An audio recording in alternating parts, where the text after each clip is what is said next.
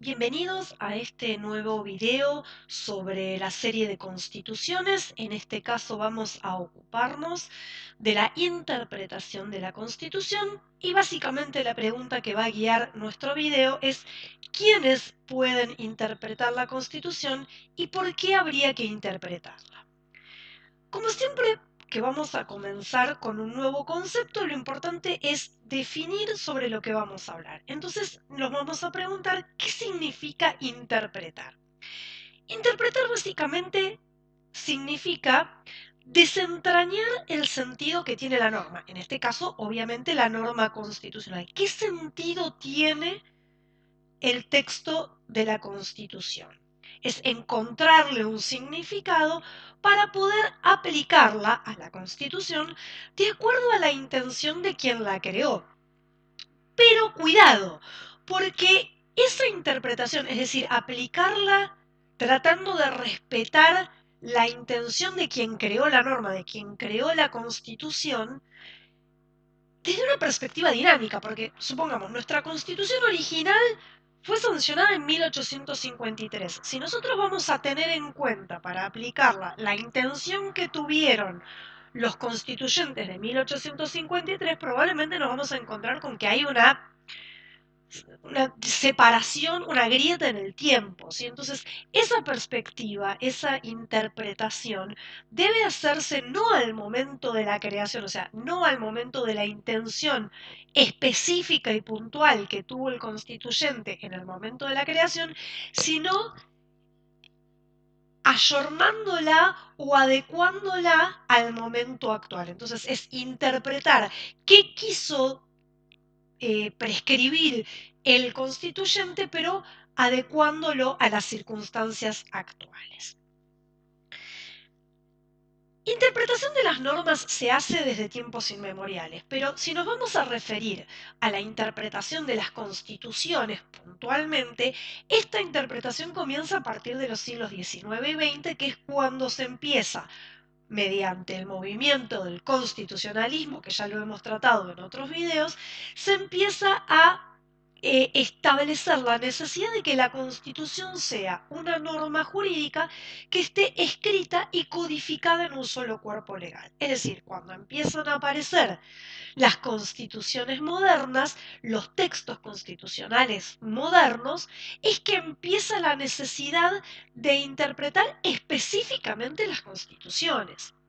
Y esa interpretación de las constituciones modernas va a surgir y va a generar la necesidad de establecer principios específicos para interpretar esa constitución, porque la constitución o la interpretación de la Constitución no se rige por los mismos principios que se rige la ley, ¿sí? Porque la ley tiene ciertos principios o ciertas reglas para ser interpretada, pero la Constitución, si bien es una norma escrita, no es de la misma jerarquía ni tiene las mismas características que la ley. Por lo tanto, va a tener sus propios principios específicos que ahora los vamos a desarrollar a continuación, algunos de ellos como para que se entienda a qué nos referimos. Uno de los primeros principios es la cuestión que ya venimos mencionando de que la Constitución es la norma suprema del ordenamiento jurídico, es la norma máxima, la norma fundamental, la superley, todos los nombres que querramos ponerle. El hecho de que la Constitución sea la norma máxima, la norma suprema y que todas las demás normas, leyes, tratados, sentencias, contratos, todas las demás normas jurídicas tengan que estar fundadas en la Constitución, implica que no deben contradecir a la Constitución, ¿sí? Entonces, el principio de supremacía se traduce en la necesidad de que las normas inferiores, leyes, sentencias, contratos, tratados, etcétera, no contradigan lo que establece la Constitución como norma suprema. Otro de los principios es la cuestión del tiempo, ¿sí? Las constituciones son normas que se hacen para durar mucho tiempo. Nadie está cambiando, ningún país está cambiando su constitución cada 10 años. A veces se hacen algunas reformas, algunos retoques o algunas modificaciones, pero son normas que se piensan integralmente para durar mucho tiempo. Entonces, lo que mencionábamos antes, la interpretación debe regirse de acuerdo al principio en que esa interpretación debe hacerse de acuerdo a las circunstancias actuales, no a las del momento en el que la norma fue escrita. Porque obviamente la norma fue escrita por ahí hace 100, 150 o 200 años, teniendo en cuenta el contexto histórico de ese momento, pero también pensando en que esos textos tenían que durar durante muchísimos años. Entonces, cuando efectivamente los textos constitucionales permanecen vigentes durante mucho tiempo, es necesario adecuar la interpretación de esos textos tan antiguos a las circunstancias actuales y hacerlo con una mentalidad y un criterio actual. Otro de los principios es el principio pro homine. Este principio pro homine es el que se utiliza en general para interpretar la parte dogmática de la Constitución, que es aquella donde están previstos los derechos, las garantías, las libertades, los principios, etc. Entonces, tanto la parte dogmática de la Constitución como todos los tratados internacionales de derechos humanos que han sido incorporados a nuestra Constitución con jerarquía constitucional se deben interpretar pro homine. ¿Qué quiere decir pro homine? Que en caso de duda en la interpretación, siempre se debe estar por aquella interpretación que favorezca a los derechos de las personas o a la interpretación que considere que el derecho existe y que el derecho debe ser protegido. Si tenemos dos interpretaciones posibles, una a favor del derecho y otra en contra del derecho, hay que elegir la que está a favor del derecho para la persona. Mientras que la parte orgánica de la Constitución, es decir, aquella parte donde están previstos y regulados los órganos de poder del Estado y del gobierno, por el contrario, en este caso, esas cláusulas se interpretan con un sentido restringido, es decir, ante la duda, ¿sí? Si hay una interpretación que está a favor de una facultad de un funcionario o de un órgano y otra interpretación posible que restringe o que limita esa facultad de ese órgano o de ese funcionario, se debe elegir la interpretación que restringe. ¿Por qué? Para evitar el abuso de poder, para limitar el poder de los órganos y de los funcionarios. Esto es un principio básico del constitucionalismo que justamente lo que busca siempre es limitar el poder político. Entonces, por ejemplo, en las interpretaciones sobre, no sé, el domicilio que deben tener los candidatos en el distrito en el cual se presentan, una cosa que se discutió bastante en estas últimas elecciones respecto de candidatos que vienen de otros distritos y se presentan en un distrito en el cual no tienen domicilio. Si hay una interpretación que le permite postularse y una interpretación que le impide postularse, la interpretación correcta sería la que impide postularse porque de esa manera el poder se limita y de esa manera se evitan las arbitrariedades y el abuso de poder.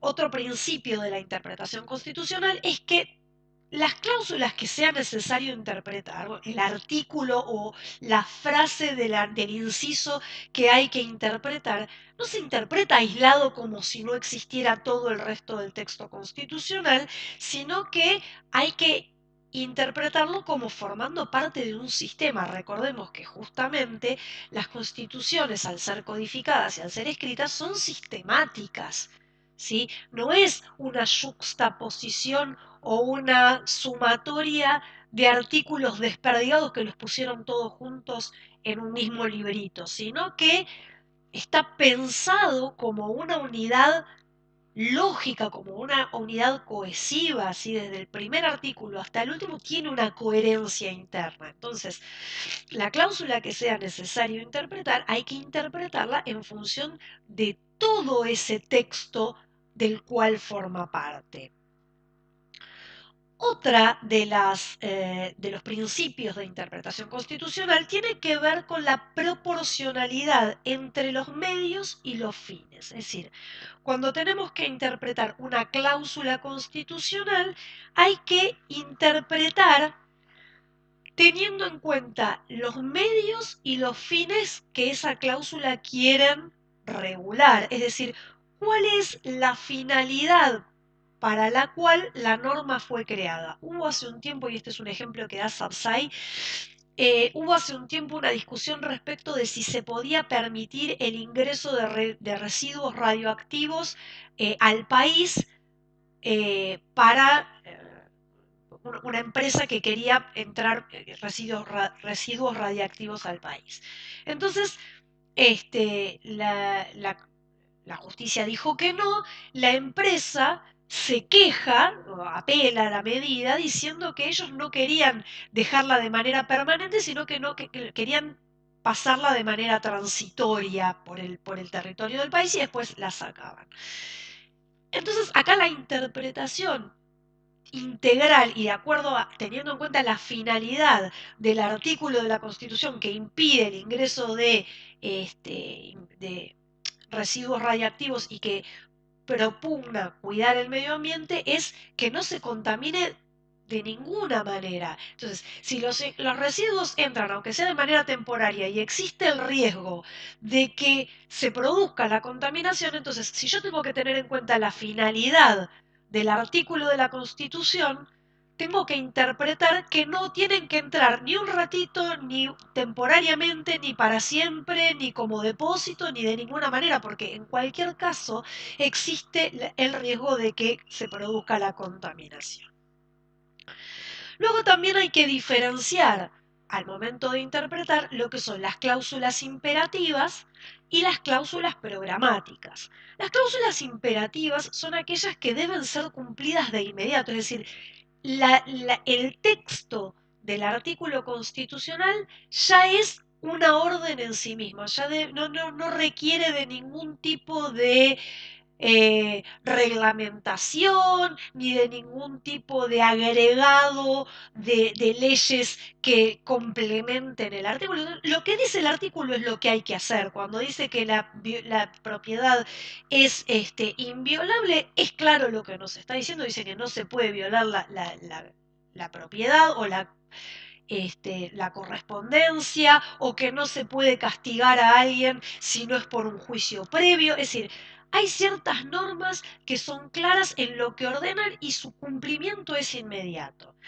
Mientras que hay otro tipo de cláusulas dentro de la propia Constitución en las que se da la pauta, o se establecen lineamientos que luego deben ser complementados por leyes específicas que reglamenten esos principios, ¿sí? Mucho de los derechos y de las garantías que establece el artículo 14 bis no tienen ningún sentido ni se pueden aplicar en la práctica si no es con una ley que las regule, ¿sí? O por ejemplo el famoso caso de el derecho a réplica que se ve en los casos típicos de Ekmejian contra Sofovich, etcétera, que son unos fallos que se analizan habitualmente en la carrera de abogacía. Ese tipo de cláusulas, para funcionar, para poder ser aplicadas efectivamente en la realidad, requieren que el legislador, el poder legislativo, elabore una ley específica que explique de qué manera se va a llevar a la práctica esa cláusula constitucional que dispone un lineamiento, un principio o una declaración. Por último, otra de los principios para interpretar la Constitución es que se presume que las normas, las leyes, las sentencias o los contratos se presume que siempre son constitucionales. O sea, no se parte de la idea de que todas las normas son potencialmente inconstitucionales, sino que se parte como si fuera del principio de buena fe de que las normas, las leyes, las sentencias o los contratos son constitucionales. Hay que demostrar la inconstitucionalidad, hay que pedirla de manera expresa y explícita al órgano que se ocupa de establecer la inconstitucionalidad, y esa inconstitucionalidad tiene que ser la última posibilidad, la última ratio, es decir, se debe dejar como última opción. Siempre hay que tratar de salvar la validez y la constitucionalidad de las normas. Ahora, cuando es insostenible esa constitucionalidad, entonces el órgano correspondiente va a establecer esa inconstitucionalidad. Esta presunción aplica tanto para el texto de la Constitución en sí, como para los tratados internacionales que están incorporados a la Constitución, y también a las normas constitucionales, como ser la ley de partidos políticos, el Código Nacional Electoral, etc. Hablábamos recién de los órganos que se ocupan de establecer y de controlar la constitucionalidad de las normas inferiores. Y acá tenemos dos opciones de órganos, ¿no? Estos órganos, en principio, vamos a aclararlo, son necesarios para poder afirmar la supremacía constitucional. Es decir, si nosotros habíamos dicho que el principal principio de interpretación es que la Constitución es la ley suprema y que todas las demás normas inferiores deben fundarse en esa ley suprema y no contradecirla, para que esa no contradicción efectivamente se lleve a cabo, es necesario que haya órganos que controlen que no haya contradicción entre las normas inferiores y la Constitución. Esos órganos pueden ser órganos políticos o pueden ser órganos jurisdiccionales. Los órganos políticos es cuando a un órgano del tipo político, como puede ser la Asamblea, el Parlamento, el Congreso, etc., además de sus funciones ordinarias, se le asigna la función de controlar la constitucionalidad de las normas. Es una tarea bastante compleja porque si al poder legislativo que hace las leyes le dan al mismo tiempo la función de que controle que esas leyes no sean inconstitucionales, es como patear el córner e ir a cabecear, ¿no? O sea, como que al mismo órgano le están pidiendo que haga lo mismo o que se controle a sí mismo, y esto no siempre es muy correcto. En general, los países optan por asignarle esta función a órganos jurisdiccionales, es decir, a órganos pertenecientes al Poder Judicial. Dentro de las posibilidades, digo, cada país elige dentro de estos sistemas posibles los que le parece que van a resultar mejor. Dentro de esos órganos jurisdiccionales puede ser que se le asigne la función del control de constitucionalidad a un tribunal especial, un tribunal que específicamente se ocupa solo de controlar la constitucionalidad de las normas inferiores, un tribunal constitucional, o bien que los órganos ordinarios sean los que se ocupen de hacer ese control. En el caso de la Argentina, nosotros tenemos órganos jurisdiccionales, es decir, es el Poder Judicial el que se ocupa de controlar la constitucionalidad, y son todos los jueces, es decir, los órganos jurisdiccionales ordinarios, los que se ocupan de esta función de controlar que las leyes no sean inconstitucionales, que las sentencias de los jueces no sean inconstitucionales y que los contratos, por ejemplo, no sean inconstitucionales. Fundamentalmente siempre ese tipo de control se hace especialmente sobre las leyes, ¿no? Pero también las otras normas del ordenamiento. Y ustedes van a decir, bueno, pero entonces los jueces se controlan a sí mismos.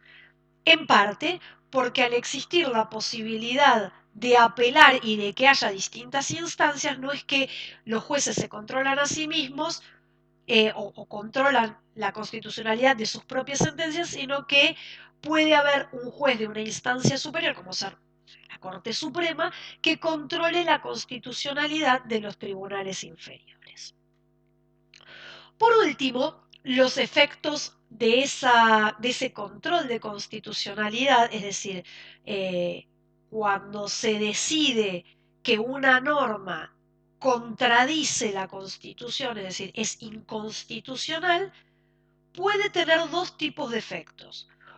O un efecto que solo sirva para el caso concreto, es decir, para aquel caso que pidió al juez que se declare la inconstitucionalidad de una ley, el juez analiza el caso, le da la razón al que reclama, establece que la ley es inconstitucional y por lo tanto, en el caso concreto, esa ley no se le aplica a quien lo solicitó.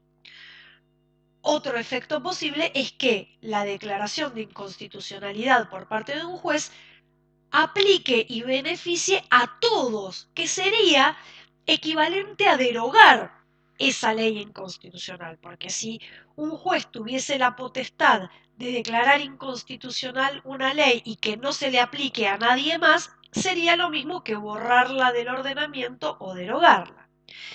Nuestro sistema, por eso digo, estos son los efectos posibles. Nuestro sistema, el sistema argentino, tiene efecto para el caso concreto. Y esto tiene una justificación muy válida, que es que los jueces, si pudieran anular o establecer la inconstitucionalidad de una ley y que esa inconstitucionalidad tuviera efecto para todas las personas, que sería como derogar la ley, podrían deshacer virtualmente lo que hace otro poder del Estado, que es el poder legislativo. Es decir, el Congreso sanciona una ley y si cualquier juez tiene la posibilidad de decir que esa ley es inconstitucional y que por lo tanto no se le aplique a nadie, sería lo mismo que derogar la ley.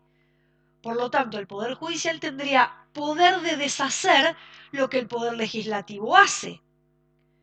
Y esto afectaría gravemente la independencia entre los poderes. Por eso nuestro sistema elige que los jueces puedan dictar la inconstitucionalidad, puedan controlar la constitucionalidad de las leyes, pero solo para el caso concreto, solo beneficia esa declaración para quien lo solicita. Por último, los tipos de interpretación pueden ser exegética o jurisprudencial. La exegética es muy propia del siglo XIX, cuando estaba de moda la escuela de la exégesis. No voy a adentrarme demasiado en estas cuestiones, es un tema muy interesante, pero no viene al caso ahora.